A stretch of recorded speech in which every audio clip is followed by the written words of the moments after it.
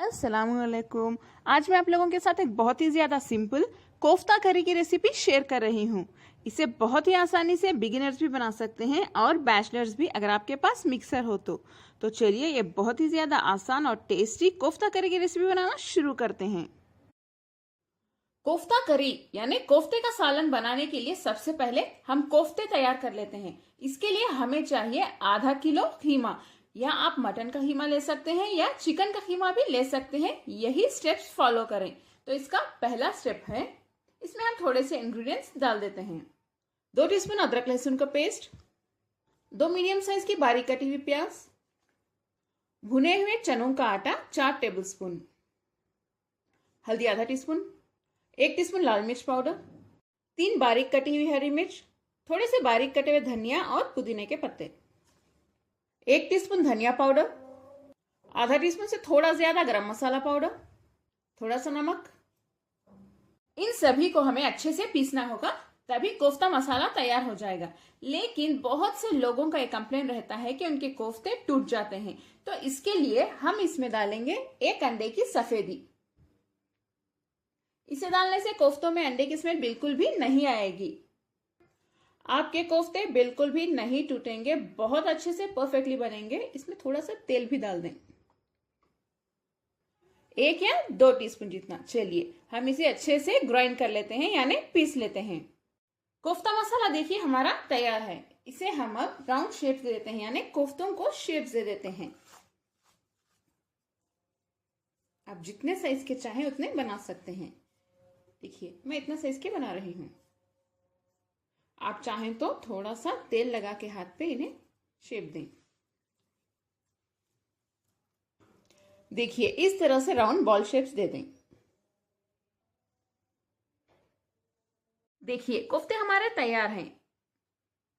आधा किलो कीमे में 21 कोफ्ते बने हैं, यानी 21। अगर आपको कम कोफ्ते चाहिए तो बस 250 ग्राम कीमा ले लें, उसमें 10 से 12 कोफ्ते बन जाएंगे। इसे हम अब फ्राई कर लेते हैं। आप चाहें तो कोफ्तों को फ्राई कर सकते हैं या डायरेक्टली ग्रेवी में भी डाल सकते हैं, दोनों सेम है, ज्यादा डिफरेंस नहीं आएगा। मैंने ऑलरेडी एक वीडियो अपलोड किया है कोफ्ता करी का, उसमें मैंने फ्राई नहीं किया है। तेल देखिए हमारा बहुत अच्छे से गर्म हो चुका है। फ्लेम को अब मीडियम टू लो पे रख के इसमें कोफ्ते डाल देते हैं। इन्हें बैचेस में फ्राई कर लें। इन्हें टर्न कर लेते हैं। कोफ्तों को हम बस बैचेस में ही फ्राई करेंगे, बहुत ज्यादा भी फ्राई ना करें इन्हें, क्योंकि ग्रेवी में जाके फिर से पकेंगे। फ्लेम को मैंने मीडियम पे रखा हुआ है। देखिए इस तरह से कलर आने तक फ्राई करें। देखिए मजेदार कोफ्ते तो हमारे फ्राई होके अब तैयार हैं। इन्हें हम ज्यादा फ्राई नहीं करेंगे, बस एक 50 to 60% ही फ्राई करेंगे। तो चलिए इस रेसिपी के नेक्स्ट स्टेप की ओर, यानी ग्रेवी की ओर बढ़ते हैं। कोफ्ता ग्रेवी के लिए एक पैन या कढ़ाई में 5 से 6 टेबलस्पून तेल गरम कर लें। तेल गरम हो चुका है, इसमें डालिए 1 टीस्पून जीरा, 4 इलायची, 8 लौंग, 2 तेजपत्ता, इसे मैंने कट कर लिया है, 1 बड़ा सा दालचीनी का पीस और आधा टीस्पून काली मिर्च। इसे डाल दें, हल्का सा सौटे कर लेते हैं। इसे सौटे करने के बाद हम इसमें प्याज का पेस्ट डाल देते हैं। यहाँ पे मैंने 3 से 4 बड़े साइज के प्याज लिए हैं। इन्हें अच्छे से पीस लें। प्याज को हमें अच्छे से भूनना होगा, इसका कलर चेंज होने तक और कच्ची भून जाने तक हाई फ्लेम पे भूनिए। प्याज के पेस्ट को मैंने बहुत अच्छे से भून लिया है। नेक्स्ट हम इसमें 3 टीस्पून अदरक लहसुन का पेस्ट डाल देते हैं। इसे भी बहुत अच्छे से भूनना होगा, इसकी कच्ची भून जाने तक। अदरक लहसुन के पेस्ट को अच्छे से भूनने के बाद इसमें टमाटर का पेस्ट डाल दें। यहाँ पे मैंने 4 से 5 बड़े साइज के टमाटर लिए हैं। इसे भी हमें बहुत अच्छे से भूनना होगा हाई फ्लेम पे, इसकी कच्ची भून जाने तक। टमाटर के पेस्ट के साथ ही हम इसमें थोड़े से मसाले भी डाल देते हैं। 3 टीस्पून कश्मीरी लाल मिर्च पाउडर, बहुत अच्छा कलर आएगा इसका। आप चाहें तो मिर्च की क्वांटिटी कम भी कर सकते हैं। अगर आपके पास कश्मीरी लाल मिर्च ना हो तो नॉर्मल रेड चिली पाउडर भी यूज कर सकते हैं। आधा टीस्पून हल्दी, 1 टीस्पून मीट मसाला या चिकन मसाला या गरम मसाला भी डाल सकते हैं, 1 टीस्पून धनिया पाउडर, थोड़ा सा नमक भी डाल देते हैं।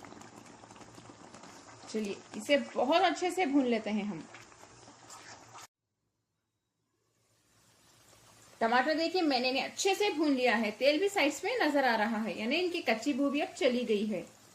अब थोड़ी देर के लिए फ्लेम बंद कर दें। फ्लेम बंद करने के बाद तभी इसमें 3 से 4 टेबलस्पून दही डाल दें। दही को अच्छे से फेंट के डालें। इस तरह से करने से दही ग्रेवी में जाके फटता नहीं। मिक्स कर लें। देखिए कितना अच्छा कलर आया है। इसे अच्छे से मिक्स करने के बाद ही फ्लेम को ऑन करें। अब दही की कच्ची बू जाने तक इसे पकने देते हैं। फ्लेम को मीडियम पे रख के भूनिए। इसे अच्छे से भूनने के बाद हम इसमें पानी डाल देते हैं। पानी मैंने इस कप से 3 कप डाला है। इसमें फिर से थोड़ा सा नमक डाल दें, नमक कम है। ग्रेवी देखिए हमारी बहुत अच्छे से पक रही है। इसमें हम कोफ्ते डाल देते हैं।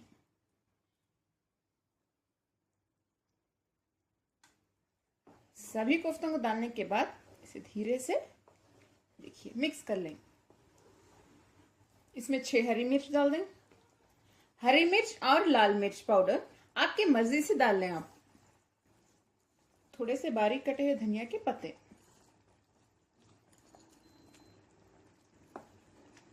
देखिए अभी से कितना मजेदार लग रहा है। बहुत ही ज्यादा टेस्टी बनता है ये। आप लोग इसे जरूर ट्राई करें। बहुत इजी भी है, बस स्टेप बाय स्टेप मुझे फॉलो करते जाएं। अब फ्लेम को लो पे रख दें और लो फ्लेम पे इसे 15 से 20 मिनट तक पका लें। कोफ्ते भी बहुत अच्छे से गल जाएंगे, अंदर तक इसके जूसेस एंटर हो जाएंगे और ये ग्रेवी भी टेस्टी बन जाएगी, क्योंकि कोफ्तों का जो टेस्ट है वो भी इसके अंदर आ जाएगा। और जो दही आप इसमें यूज करते हैं वो ज्यादा खट्टा ना लें, वरना ग्रेवी खट्टी हो सकती है, क्योंकि हमने इसमें टमाटर डाला है। ऑलरेडी टमाटर खट्टे होते हैं। लिड बंद करके रख दें 15 से 20 मिनट के लिए। 15 से 20 मिनट हो चुके हैं। मजेदार कोफ्ता करी हमारा तैयार है। देखिए कितने टेस्टी लग रहे हैं और इनका साइज भी काफी बड़ा हो गया है, देख सकते हैं आप। और ग्रेवी भी कितनी टेस्टी लग रही है। देखिए तेल भी साइड्स में अच्छे से आ गया है। देखिए बहुत ही ज्यादा टेस्टी भी बनी है। अब हम फ्लेम बंद कर देते हैं।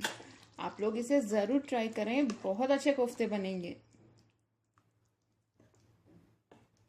देखिए